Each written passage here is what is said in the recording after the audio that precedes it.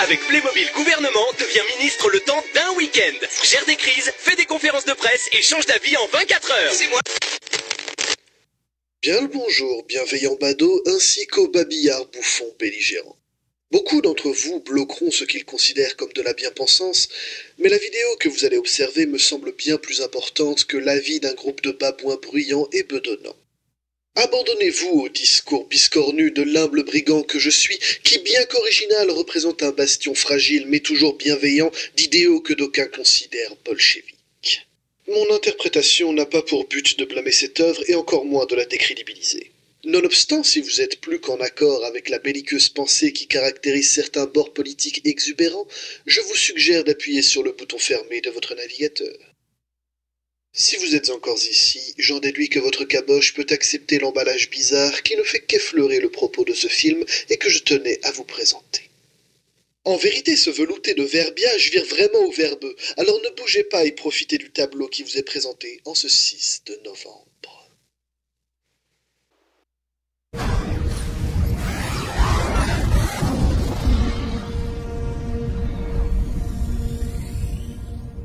Bien, maintenant que le message est passé, on va pouvoir commencer.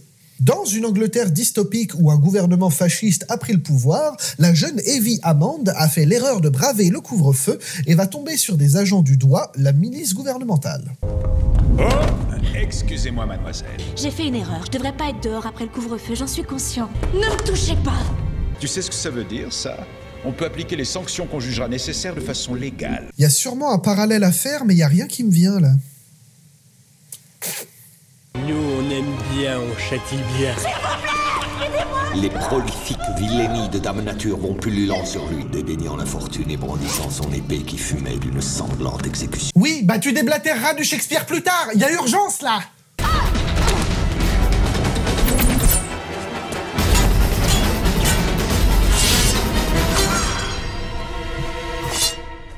Oh putain le con. Eh, vas-y mollo, ça coûte une blinde ces machins là. Après ce sauvetage aussi rocambolesque qu'imprévu, Evie reste sur ses gardes. Voilà! Vois en moi l'image d'un humble vétéran de vaudeville, distribué vicieusement dans les rôles de victime et de vilain par les vicissitudes de la vie. Ce visage, plus qu'un vil vernis de vanité, est un vestige de la vox populi aujourd'hui vacante, évanouie.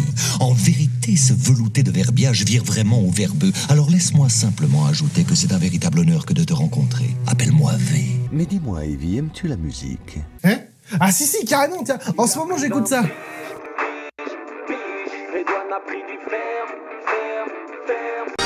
voir dehors, maman!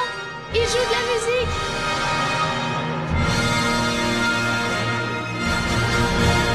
Comment vous faites ça?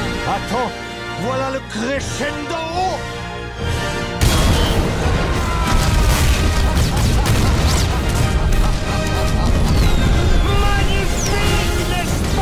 Sauf que le gouvernement dirigé par Ollivander, dictateur, voit pas d'un très bon œil cette explosion. Messieurs, je veux que ce terroriste soit retrouvé, je veux qu'il comprenne vraiment ce que le mot terreur signifie. L'Angleterre prévaut. Au lendemain de cet attentat, Evie retourne donc à son travail où elle s'occupe du courrier pour la station de télévision londonienne. C'est quoi tout ça? Des dizaines de costumes du terroriste qui a tout fait péter hier soir. Mets-les là-bas en attendant que je trouve à quoi ils servent. V débarque donc dans la station télé où il veut faire passer un message à travers toutes les télés londoniennes. Papa, pourquoi elle est noire la télé? Comment ça la télé elle est noire? Oh, ça va alors. Bonsoir Londres. Même si on peut substituer la matraque à la conversation, les mots conserveront toujours leur pouvoir. Regardez bien, je vais vous montrer. Très cher? Eh oui. Et voilà. Ce message est approuvé par la direction indépendante des Chroniqueurs de l'Ouest. La peur a pris ce qu'il y avait de meilleur en vous, et dans votre panique, vous vous êtes tourné vers Adam Sutler, aujourd'hui chancelier. Il vous a promis de l'ordre, il vous a promis la paix. Tout ce qu'il a demandé en échange, c'est votre consentement silencieux et docile. Quoi? T'as un truc à dire? Non, rien. Dans un an à compter d'aujourd'hui, devant les grilles du Parlement, et ensemble, nous leur offrirons un 5 novembre, gravé à jamais dans les mémoires. Et on fera un super Technival! Sauf qu'évidemment, la police parvient à forcer l'entrée du studio de diffusion. Il a mis un masque à tout le monde. Nom de Dieu. Si vous portez des masques, mettez-vous à genoux immédiatement. Oh merde!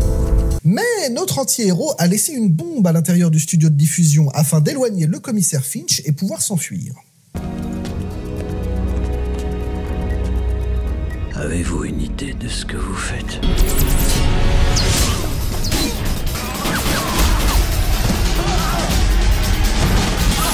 Mouah!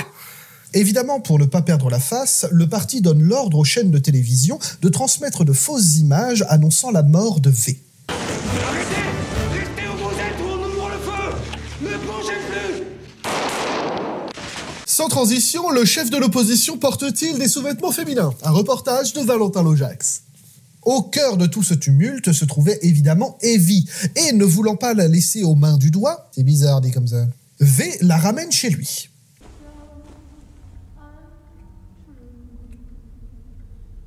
Eh ben, c'est pas son truc le rangement, hein? Je dois rester ici. Jusqu'à ce que j'ai terminé. Après le 5, cela n'aura plus d'importance. Vous voulez dire pendant 1 an? Je vais devoir rester ici pendant 1 an? Désolé, Evie. Eh ben nickel, comme ça me laissera tout le temps du monde pour ranger le bordel de livres que t'as laissé dans ma chambre. Les jours passent et Evie commence à apprivoiser petit à petit notre Guy Fawkes de substitution. Oh, buongiorno, signorina. Vos mains? Bah quoi, qu'est-ce qu'il y a? T'aimes pas la charcuterie avec tes œufs? Vous êtes sûr que faire exploser le Parlement, ça va vraiment améliorer la vie dans ce pays? Le bâtiment est un symbole, tout comme le fait de le détruire. C'est le peuple qui valorise les symboles. Les peuples ne devraient pas avoir peur de leur gouvernement. Les gouvernements devraient avoir peur du peuple. Mais quoi? Non, rien, je t'assure. Mais fini la détente, V a un plan qu'il doit continuer. Ce soi-disant V et sa complice Evie Hammond, des néo-démagogues vomissant leur message de haine. C'est exactement comme ça que j'imagine Pascal Pro une fois qu'il rentre à la maison, se tripotant sous la douche en regardant des vidéos de lui. Merde, ça nous fait un point en commun. Bonsoir, commandant Protero. Oh mon Dieu. La torche humaine! Ah non, ça c'est chez Marvel. Et une fois sa besogne achevée, notre protagoniste retrouve Evie dans sa galerie des ombres. Mon film préféré, Le Comte de Monte Cristo, avec Robert Donat dans le rôle d'Edmond Dantès. Je l'ai jamais vu. Vraiment? Ça te ferait plaisir? D'accord. Mais rangez l'épée. Bah, c'est justement tout l'intérêt de regarder ce film. V, tu ranges ton épée, sinon t'auras pas tes pétards pour la fête nationale. Oh, ça va, si on peut plus s'amuser. Tout le pays a été anéanti à l'annonce de la mort du plus populaire. Attendez, qu'est-ce qu'elle dit? La plus primée des stars de toute l'histoire de la BTN. Il nous a quittés la nuit dernière, emportés par une crise cardiaque. Quand elle présente une info qu'elle sait être fausse, elle cligne sans arrêt des yeux. Je dirais même que c'était un collègue aimable et gentil, qui avait toujours une petite remarque sympathique pour les femmes du studio. Je vais choper une conjonctivite avec ces conneries, moi. Evie profite de ce moment d'intimité pour raconter son passé à V et lui demander si elle pourrait prendre une part plus importante dans sa lutte. Mes parents sont devenus activistes. Quand Sutler a été nommé au chancelier, ils ont participé au soulèvement de Leeds. Je le regardais à la télévision, pensant que j'allais voir mes parents se faire tuer. Ah mais je reconnais ça, c'est les gilets jaunes.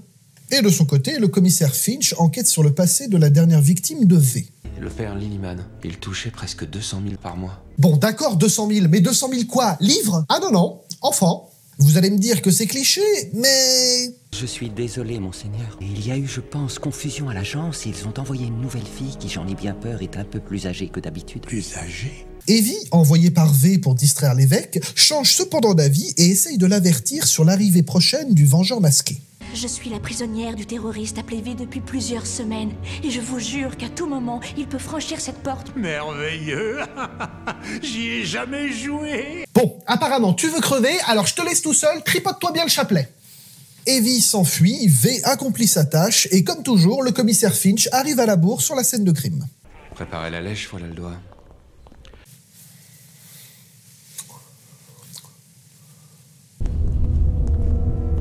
Oui, non, d'accord, ok, j'ai compris. Il vous incombe à présent de cesser toute enquête impliquant des sujets faisant partie d'un très lointain passé. et de vous concentrer sur ce qui concerne notre présent. Ça va être compliqué de mener une enquête s'il n'a pas le droit de s'intéresser au passé. Quant à Evie, elle a trouvé refuge chez un ami du studio télé et présentateur d'un show, Gordon Dietrich. Si le gouvernement fouille un jour ma maison, j'ai peur que tu sois le dernier de mes problèmes. Qu'est-ce que c'est que ça? Une copie du Coran, 14e siècle. Ah ah! Un islamo-gauchiste dans toute sa splendeur! J'ai pas besoin d'être musulman pour trouver les images magnifiques. Ah, ça je comprends. Je suis pareil avec le Kama Sutra. Qu'est-ce que j'en ai fait d'ailleurs? Concernant notre ange de la mort, il profite de la soirée pour rendre visite à une vieille amie. Maintenant, vous allez me tuer. Je vous ai tué il y a 10 minutes, pendant votre sommeil. Je vais souffrir. 5 minutes later. Cette dame était scientifique lors de l'avènement du parti et a consigné toutes ses exactions dans un petit carnet rouge que Finch ne va pas tarder à découvrir lorsqu'il est appelé sur la scène de crime. Toute discussion à propos de ce document ou de son contenu sera prise sur le champ pour un acte de sédition, si ce n'est pour un acte délibéré de trahison. Ah! Je vais peut-être supprimer le scan que j'ai mis sur mon Google Drive, moi, hein? Mais bon, le petit Finch, il va en faire qu'à sa tête. Et il va bien garder en mémoire le contenu du journal, dans lequel il a notamment appris que la scientifique avait créé un virus au complexe militaire de l'Arkil. Virus qu'elle testait sur des êtres humains, dont un qui ne semblait pas atteint de mutation au contact de ce dernier. Ce qui ajoute plus de questions à une enquête déjà pas simple. Il faut que je pose une question, Dominique. Mais je dois être sûr que jamais cette question ne sortira de ce bureau. Oui, bien sûr, inspecteur, mais... Eau froide ou tempérée? Du côté de Evie et son hôte, ils sont assis devant la télé pour regarder la dernière mission présentée par Gordon, qui est assez critique vis-à-vis de comment le parti gère la menace de V. Mais vous avez tort, monsieur Dietrich. Le terroriste ne m'a jamais beaucoup préoccupé. Oh, vraiment? Oh, mon Dieu! Chancelier, regardez! Le terroriste! Le terroriste! Et s'ils viennent t'arrêter? Je vais devoir faire de plates excuses, plus quelques assommantes œuvres de bienfaisance, pendant que l'audimat crèvera tous les plafonds. Tout ira bien. Crois-moi.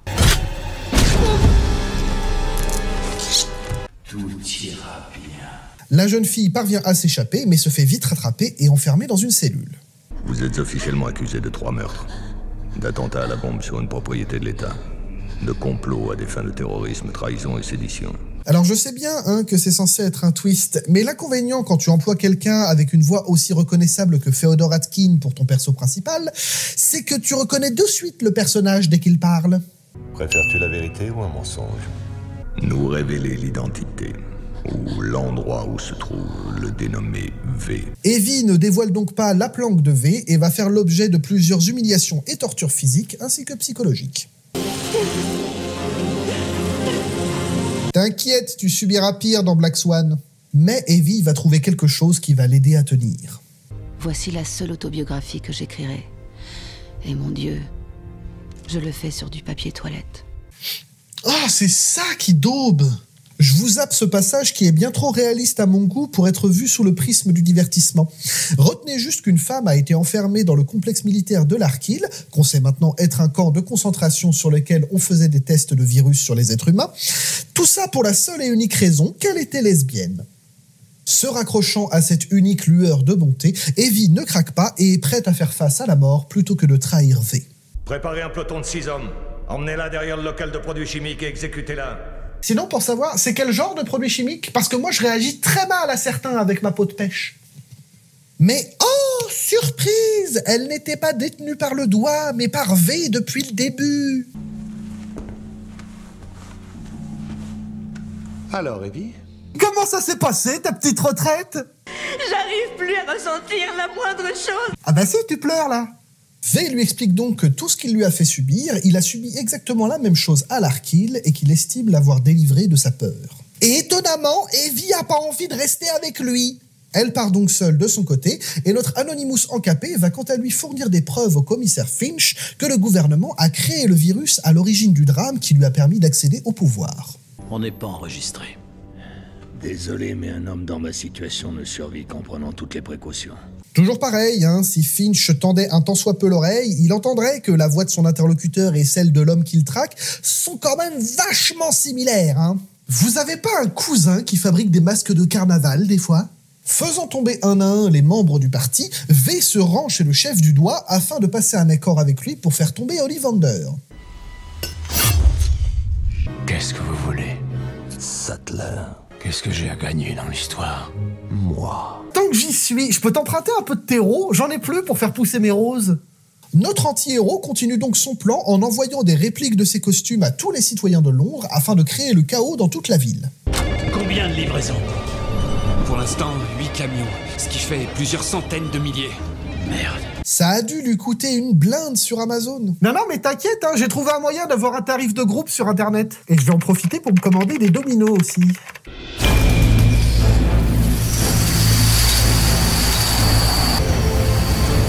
Chaque individu portant un de ces masques soit arrêté. Au milieu de ce chaos, quelqu'un va faire quelque chose de stupide.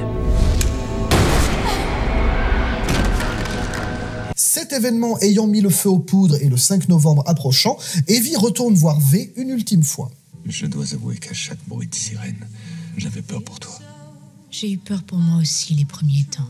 J'étais si nerveuse qu'en payant le caissier, j'ai fait tomber mon porte-monnaie. Mon amie l'a ramassé et puis c'est là qu'elle m'a regardé droit dans les yeux. Sans même me reconnaître. Après, en même temps, j'étais habillé comme ça aussi. Et au QG du parti, on fait un peu dans son ben. La sécurité de cette nation repose sur une complète et totale soumission. Allez, c'est bon, j'ai compris. C'est donc le grand soir et V fait part de son plan à Evie avant le feu d'artifice. Laisse-moi te montrer. Ces rails mènent au Parlement. Je te laisse décider à ta guise de l'usage à en faire. Pourquoi? Parce que moi, j'ai un vol pour les Caïmans qui part dans 30 minutes. Allez, tu gères. Plus sérieusement, V confie cette tâche à Evie puisque lui doit retrouver Creedy qui lui a livré le haut chancelier. Au revoir, chancelier. Monsieur Creedy. Enlève ton masque. Non. Tuez-le.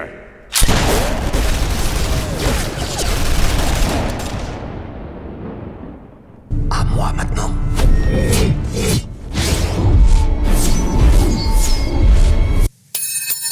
Ah merde. Tous ceux ayant le courage de s'opposer à la milice du parti se retrouvent devant le Parlement pour assister à l'explosion, et V, quant à lui, va retrouver Evie juste avant de mourir de ses blessures. Et surtout juste avant de se faire choper par Finch. Evie, tu dois mener la révolution à son terme. Toi seul as le pouvoir de... Restez où vous êtes.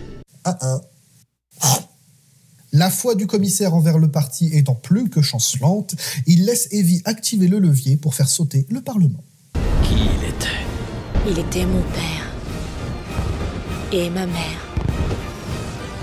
Mon frère. Ouais, il venait du Nord-Pas-de-Calais, quoi. Et voilà pour aujourd'hui, mesdames et messieurs. J'espère que ça vous a plu. Auquel cas, vous savez comment me le faire savoir. Abonnez-vous, mettez la cloche, likez, commentez, partagez afin de continuer la lutte. Quant à moi, il ne me reste plus qu'à vous dire Kenavo, mes petits macros. Vous l'aimez pas si tôt. Regardez sur la chaîne de mes petits macros.